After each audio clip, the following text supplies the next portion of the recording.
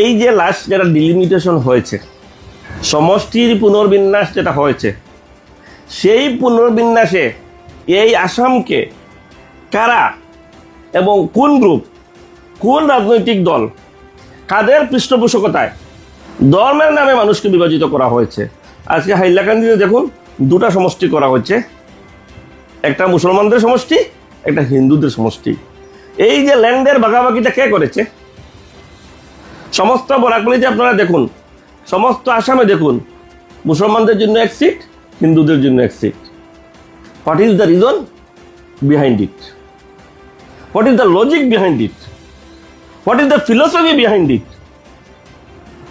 এই মিয়া ল্যান্ড বানাচ্ছে কারা? হিন্দু ল্যান্ড বানাচ্ছে কারা? খ্রিস্টান ল্যান্ডে মদত যোগাচ্ছে কারা? মিয়ারা এই কথাগুলো বলার পূর্বেই এই মহান ব্যক্তিরা, মহাবিজ্ঞ ব্যক্তিরা এইভাবে ধর্মের পরিচয়ে মানুষকে সেপারেট করে দিচ্ছে। এই দেশের ভিতরে ওরা দেশ তৈরি করছে, দেশের ভিতরে ওরা দেশ তৈরি করছে। এই আসামে হিন্দু মুসলিম একত্রে বসবাস করছে, ওরা ডিভাইড করে আলোক করে দিচ্ছে।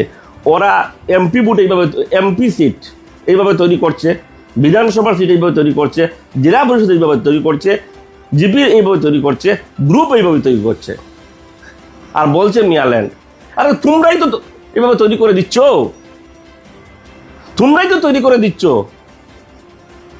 তোমরাই তো মানুষকে এইভাবে ডিভিশন করছো, আবার টার্গেট করছো মুসলমানদেরকে। আশ্চর্য! এই ডিভিশনটা করছে কারা? দেশ ভাগ ঠিক এইভাবে হয়েছিল।